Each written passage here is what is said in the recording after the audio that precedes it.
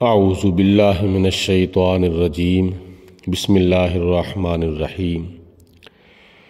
حضور نبی کریم رؤوف الرحیم صاحب خلق عظیم حضرت محمد مصطفیٰ صلی اللہ علیہ وآلہ وسلم کی محفل پاک لگی ہوئی تھی۔ صحابہ کرام حضور علیہ السلام کی بارگاہ میں حاضر تھے جب حضرت سیدنا فاروق اعظم رضی اللہ تعالی عنہ نے اپنی 3 پسندیدہ چیزیں ظاہر کیں اور یہ کہا کہ مجھے 3 چیزیں اس دنیا سے پسند ہیں، تو اس کے بعد حضرت عثمان غنی رضی اللہ تعالیٰ عنہ کھڑے ہو گئے، عرض کی صدقت یا عمر، اے عمر آپ نے سچ کہا ہے۔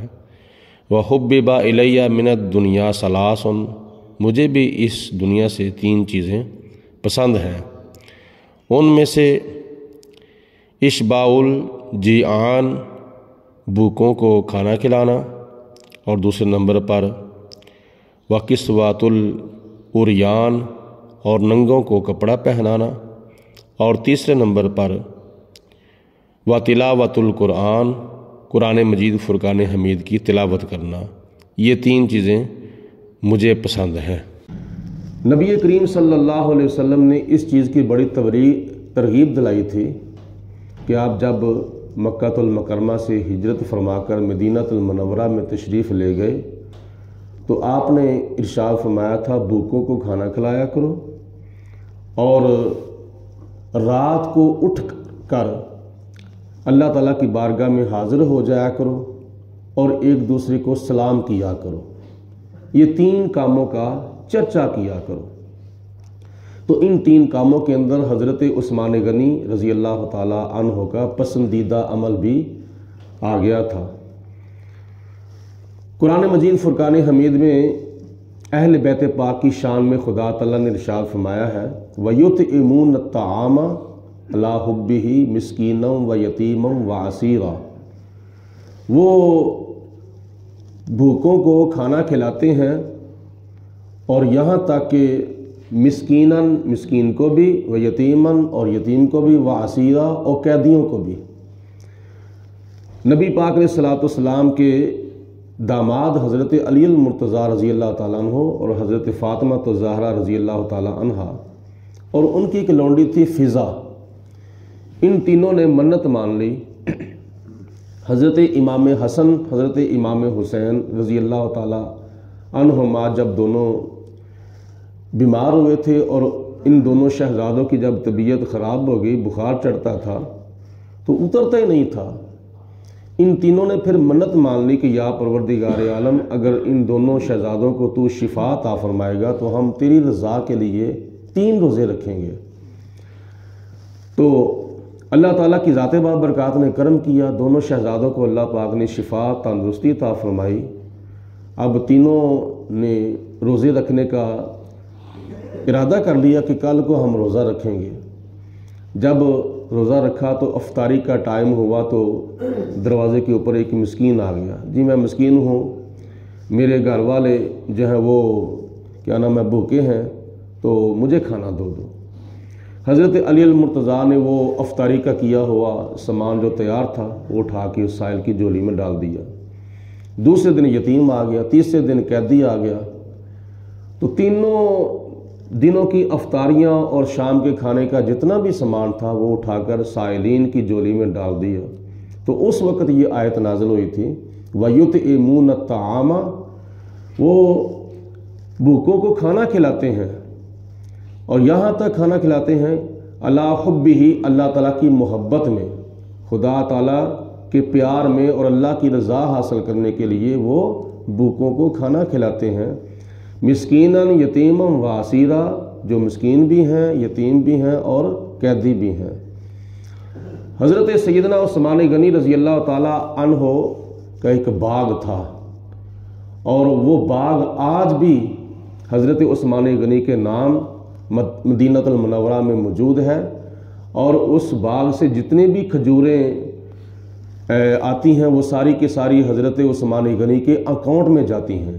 1400 سال کے بعد آج بھی مدینہ شریف کے اندر بینک میں حضرت عثمان غنی کے نام کا اکاؤنٹ چل رہا ہے، اور لوگ جاتے ہیں، جا کر کھجوریں کھاتے ہیں، اور مارکیٹ کے اندر جہاں بھی جو بھی کیا نام ہے دکانیں پڑی ہیں، حضرت عثمان غنی کے نام کا وہ باغ آج بھی لوگ فری مفت جا کر کھجوریں کھاتے ہیں، جتنی بھی کھا سکیں، اور کوئی لانا چاہے تو وہ خرید کر لاتا بھی ہے۔ صبح سے لے کر شام تک رش پڑا رہتا ہے، وہاں کھجوریں کھائی جا رہی ہیں، اور 1400 سال گزر چکے ہیں، آج بھی آپ کی روح کو اصالِ ثواب کے لیے وہ کھجوروں کا باغ ہے اور لوگ کھا رہے ہیں۔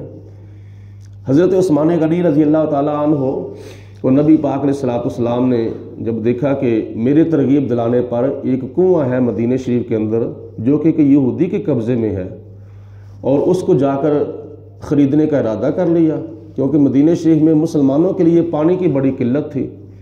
کنواں خریدنے کے لیے گئے، جا کر پوچھا کہ کتنے کا کنواں ہے؟ اس نے کہا جی میں آدھا دینا چاہتا ہوں، آدھا نہیں دوں گا، ایک سائیڈ سے ہاف لے لو۔ تو آپ نے فرمایا کتنے پیسے ہیں؟ جی اتنے پیسے ہیں۔ تو جب سودا طے ہو گیا، جناب عثمان غنی نے کنواں آدھا جو تھا وہ ایک سائیڈ خرید لی۔ تو اس نے کہا کہ میں اتنے کا پانی اتنا دیتا ہوں، تو تم بھی اتنے کا پانی جو ہے وہ اتنا دینا۔ آپ نے فرمایا وہ میری مرضی ہے، میں قیمتاً پانی دوں یا فری دوں وہ میری مرضی ہے، اب آدھے کنویں کا میں مالک ہو گیا ہوں۔ حضرت عثمان غنی نے اعلان کر دیا کہ یہ آدھی سائیڈ جو میری ہے نا، ادھر سے جتنے لوگ آ کر پانی پی سکتے ہیں پی لیں، لے جانا چاہتے ہیں لے جائیں، کپڑے دھونے کے لیے، ہنڈیاں پکانے کے لیے، جانوروں کو پلانے کے لیے، گھر کے کام کاج کے لیے، جتنا پانی کو چاہے لے جائے۔ تو آخر کار اس نے کہا کہ یہ دوسرے والا جو پاس ہے نا، دوسرے والی سائیڈ، یہ بھی مجھ سے لے لو۔ تو آپ نے فرمایا کتنے کی؟ وہ جی اتنے کی جتنے کی چند دن پہلے لی تھی۔ تو آپ نے فرمایا کہ اب اتنے کی نہیں میں لوں گا، اب میری مرضی ہے جتنی قیمت میں لگا لو۔ وہ سارے کا سارا کنواں جو تھا وہ جناب عثمان غنی نے خرید کر مسلمانوں کے لیے وقف کر دیا تھا۔ آج بھی حضرت عثمان غنی رضی اللہ تعالیٰ عنہ کے 1400 سال کے بعد بھی پانی اس کنویں سے پیا جا رہا تھا۔ لیکن یہ کھانے پینے کا جو سلسلہ تھا، یہ سارے کا سارا ثواب حضرت عثمان غنی کی روح کو پہنچ رہا ہے۔ اور تیسری چیز آپ نے یہ پسند فرمائی، وَتِلَاوَةُ الْقُرْآنِ، میں قرآن پاک کی تلاوت کرنا بہت ہی پسند کرتا ہوں۔ صبح و شام، دن رات میرے سامنے اللہ کا قرآن پڑھا ہو تو میں قرآن پاک پڑھتا جاؤں، قرآن پاک کی تلاوت کرتا جاؤں۔ اتنا پیار کیا قرآن پاک کے ساتھ، اتنی محبت کی کہ جب حضرت عثمان غنی کی شہادت ہوئی تھی، جب قاتلین نے آپ کے اوپر قاتلانہ حملہ کیا تھا، تو اس وقت بھی آپ اپنے گھر کے اندر محصور ہو کر اللہ کے پاک کلام کی تلاوت کر رہے تھے، اور حضرت عثمان غنی رضی اللہ تعالیٰ عنہ اس وقت پہلے سپاری کی آیت مبارکہ تلاوت کر رہے تھے، فَسَيَكْفِيكَهُمُ اللَّهُ وَهُوَ السَّمِيعُ الْعَلِيمُ، اے میرے پیارے حبیب علیہ السلام عن قریب ان کے مقابلے میں آپ کو اللہ کافی ہوگا۔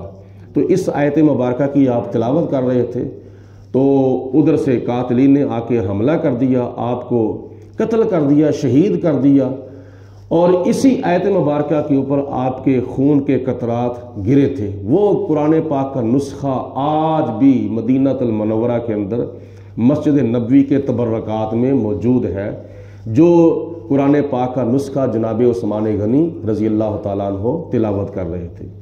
تو یہ اتنی محبت کی قرآن پاک کے ساتھ کہ شہادت کے ٹائم روح پرواز ہو رہی ہے، لیکن اللہ کے پیارے بندے نبی پاک علیہ السلام کے دورے داماد امیر المومنین حضرت عثمان غنی رضی اللہ تعالیٰ عنہ قرآن پاک کی تلاوت کر رہے ہیں۔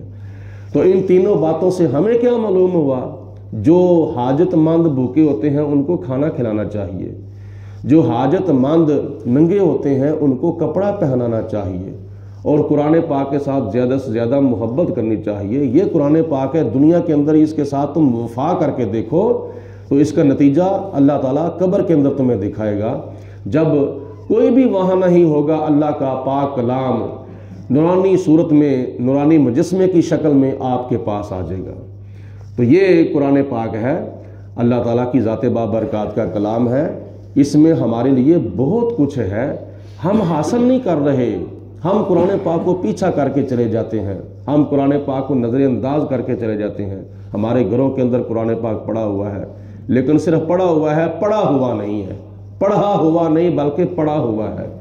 سال سال بعد اس قرآن پاک کو کھولا نہیں جاتا، تو جب قرآن پاک گھر کے اندر پڑھا ہوگا، اس کو پڑھا نہیں جائے گا، تلاوت نہیں کی جائے گی، تو پھر کیا گھر کے اندر ہر روز اگر انگریزی ماحول کی جھلکیاں نظر آتی ہیں، گھر کے اندر کنجری خانے ہوتے ہیں، گھر کے اندر گانے بجانے ہو سکتے ہیں، گھر کے اندر دوسری فحاشی والی اور اس طرح کی نازیبا محفلیں ہو سکتی ہیں، تو کیا گھر کے اندر اللہ تعالیٰ کے پاک کلام کی تلاوت نہیں ہوتی؟ پہلے زمانے ہوتے تھے، کسی کے گھر کے پاس سے جب کوئی گزرتا تھا تو گرل سے یا الماری سے یا ونڈو سے آواز آتی تھی، الرحمن علم القرآن خالق الانسان علمہ البیان۔ آج کیا آوازیں آتی ہیں؟ آج گھروں کے اندر گانے چل رہے ہیں، آج گھروں کے اندر اس طرح کے کام ہوتے ہیں کہ جو اللہ کو بھی پسند نہیں ہے، اللہ کے رسول کو بھی پسند نہیں ہے۔ خدارا اپنے گھروں کو تلاوت قرآن پاک کے زیورات سے مزین و آراستہ کرو، قرآن پاک کے نور سے اپنے گھروں کو منور کرو۔ روزانہ صبح کے وقت اگر سورۃ یاسین پڑھی جائے، مغرب کے بعد سورۃ واقعہ پڑھی جائے، عشاء کی نماز کے بعد سورۃ ملک کی تلاوت کی جائے، تو اس گھر کے اندر اللہ تعالیٰ کی کتنی رحمتیں نازل ہوں گی۔ اللہ پاک ہم سب کو قرآن پاک کے ساتھ زیادہ سے زیادہ وفا کرنے کی توفیق عطا فرمائے۔ کل انشاءاللہ تعالیٰ اللہ تعالیٰ خیر فرمائے، حضرت علی المرتضیٰ رضی اللہ تعالیٰ عنہ کی 3 پسندیدہ چیزیں جو ہیں وہ بیان کی جائیں گی۔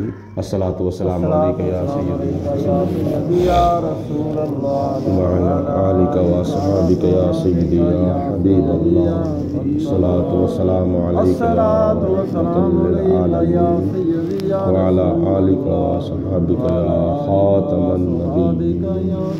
اللہم صلی علی سیدنا و مولانا محمد معدن الجود والکرم وآلہ واصحابہ وبارک وسلم۔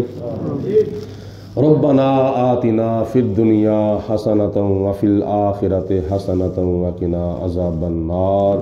ربنا اغفر لی ولوالدی وللمؤمنین یوم یقوم الحساب، واعف عنا واغفر لنا وارحمنا انت مولانا فانصرنا علی القوم الکافرین۔ یا رب العالمین اپنا فضل و کرم رحمت برکتیں ہم سب کے شامل حال فرما۔ یا اللہ ہمارے صغیرہ و کبیرہ گناہ معاف فرما۔ یا رب العالمین ہماری غلطیاں کوتاہیاں معاف فرما، ہمیں زیادہ سے زیادہ نیک اعمال کرنے کی توفیق عطا فرما۔ یا اللہ ہمیں شیطان کے شر سے بچا، نفس کے دھوکے سے بچا، موت کی سختی سے بچا، قبر و حشر کی شرمندگی سے بچا۔ یا پروردگار عالم آخرت کی ذلت و رسوائی سے محفوظ فرما، مرتے دم کلمہ پڑھنا نصیب فرما۔ یہ دنیا کی چند روزہ زندگی ہمیں شان کی عطا فرما، اس کے بعد موت ایمان کی عطا فرما۔ سب کے کاروبار میں، مال جان میں برکتیں عطا فرما، رزق حلال میں وسعتیں عطا فرما۔ وصلی اللہ علی حبیبہ